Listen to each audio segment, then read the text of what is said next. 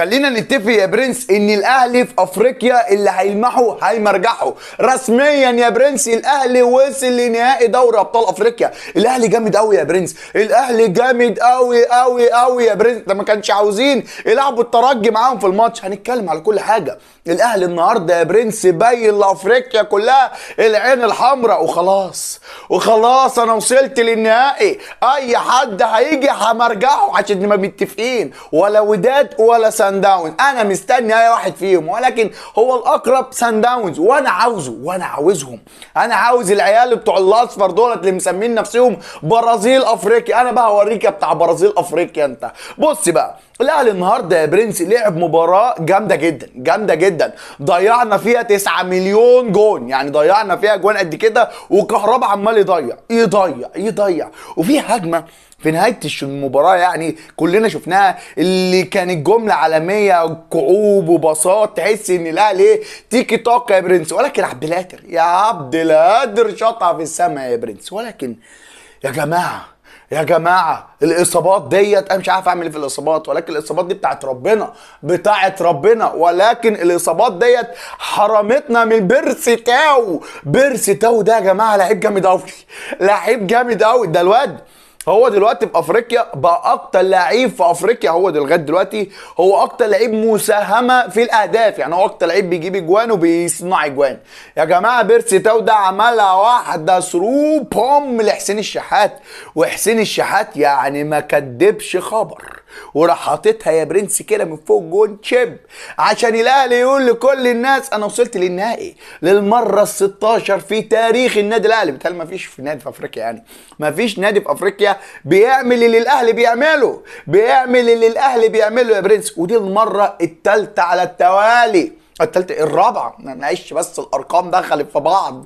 الرابعه يا برنس على التوالي ان النادي الاهلي يوصل لنهائي افريقيا. بتوع الفيفا بقى دين ايه يا جماعه؟ وما فيش نادي في افريقيا غير الاهلي اللي بيوصل للنهائي كل مره. زمالك، بعد كده يا برنس وداد، بعد كده كايزر تشيفز، بعد كده دلوقتي قاعدين مستنين لا الوداد لا سان داونز. ولكن انا نفسي فيهم ومستني العيال دي كويس، عشان العيال ديت عاوز اعلمهم. ليه بقى؟ اعلمهم الادب، لان الناس ديت صراحه شفت اللي بيقول لك ايه، انا جيت قرصتك عشان تفوق. فرقه سان داونز ديت هي اللي قرصت النادي الاهلي يا برنس في ماتش الخمسه اللي احنا نسيناه طبعا. يعني ده الفرقه دي قرصت النادي الاهلي. لما قرصت النادي الاهلي لغايه دلوقتي يا برنس بقاله 6 ماتشات في دوري ابطال افريقيا لن يتلقى اي هدف. عشان تعرف بس، ارقام الاهلي مرعبه، ارقام الاهلي بقت مرعبه حرفيا. ماتش بتاع القطن، ماتش بتاع الهلال، وماتش بتاع الماتشين بتوع الرجاء، وادي الماتشين بتوع الترجي. الاهلي بقاله 6 ماتشات في دوري ابطال افريقيا ما دخلش فينا ولا هدف.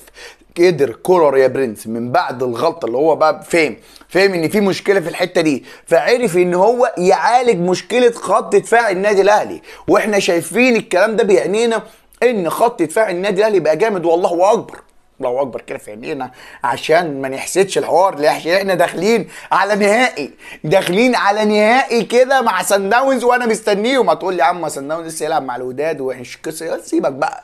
انا كيكي قاعد في النهائي يعني قاعد كده بشرب كوبايه الشاي ومستنيهم، مستني اي حد يجي لي. مش فارقه معايا عشان انا الاهلي، مش فارقه معايا عشان انا الاهلي والبطوله دي بتاعتي. يعني انت فاهم؟ انت ما فيش غيري في افريقيا بيوصل للنهائي، انا كل سنه موجود هناك. شفت اللي بيقول لك ايه؟ لما توصل تبقى تقول لي قول له انا جاي من هناك. انا بقى الاهلي موجود هناك، مش جاي من هناك، هو قاعد هناك جايب كرسي والشمسيه وقاعدين هناك في دوري ابطال افريقيا كل نهائي. يعني المفروض الاتحاد الافريقي يخلي ايه، الاهلي هو طرف النهائي. بعد خلاص الاتحاد الافريقي عرف ان كل مباراه الاهلي هو بيبقى ايه، طرف في النهائي، فخلاص يخلي الاهلي على طول طرف في النهائي، ودوري ابطال افريقيا ده يلعب، وفي الاخر فرقه واحده تيجي تلعب الاهلي في النهائي. يعني هنعمل ايه؟ ما فيش منافسه في افريقيا. ولكن مبروك يا برنس لينا على المكسب المهم جدا النهارده تاني على الترجي 1-0. وكده يا برنس مجموع المباراتين 4 مع الرأفة للترجي الرياضي التونسي يا برنس. وكده باذن الله جاي لك اللي بحلم بيك، وبحلم بيك يا سان داونز، انا بحلم بيك، وفي النهائي انا مستنيك. ويلا بينا يا برنس، مبروك لجمهورنا، واحنا طبعا عشان احنا جمهور الاهلي وكل الناس، ومبروك للنادي الاهلي على الفوز يا برنس. باذن الله البطوله وال11 جايه، ال11 جايه. سلام.